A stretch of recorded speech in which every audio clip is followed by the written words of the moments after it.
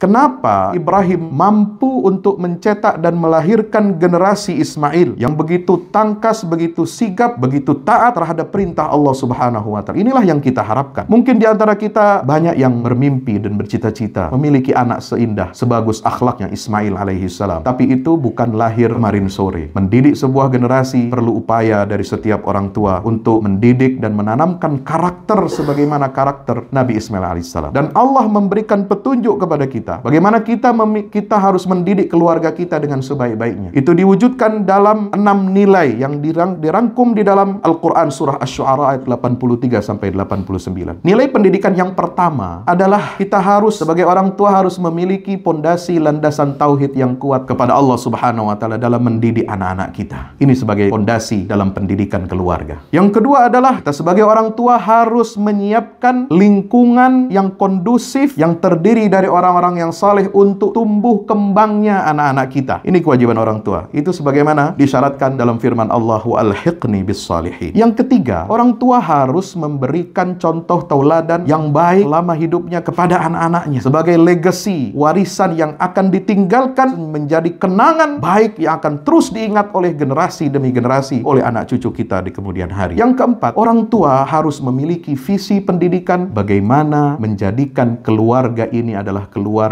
ahli surganya Allah Subhanahu wa Ta'ala. Penting untuk kita nanamkan bagaimana kita bisa masuk surga sekeluarga. Yang kelima adalah orang tua harus mendidik anak-anaknya dengan apa? Selalu memberikan contoh bagaimana dia mendoakan orang tuanya. Dan inilah warisan yang akan terus dilanjutkan oleh anak cucu kita kelak ketika kita sudah tiada. Mereka lah yang akan mendoakan kita setelah kita berpulang ke rahmatullah. Yang terakhir, sebagaimana doa Nabi Ibrahim alaihissalam, seorang kepala rumah tangga, bagaimana seorang ayah harus membahagiakan anggota keluarganya, mensejahterakan anggota keluarganya bukan hanya dengan kesejahteraan fisik dan material hidup di dunia, tetapi juga sampai di akhirat nanti. Karena itulah doa Ibrahim mengatakan, ya Allah, jangan kau hinakan aku pada hari kebangkitan manusia nanti di hari kiamat. Hari ketika tidak ada guna harta dan anak-anak itu di hadapanmu, kecuali orang yang datang menghadapmu dengan membawa hati yang bersih. Hati yang bersih yang kita bawa menghadap Allah adalah hati seorang ayah, seorang ibu, orang tua yang memiliki 6 karakter yang disebutkan oleh Allah di dalam rangkaian ayat surat Asy-Syu'ara ini ayat 83-89. Maka itu mari kita menjadi orang tua yang baik untuk anak-anak kita, mewariskan nilai-nilai Islam untuk anak-anak kita kelak.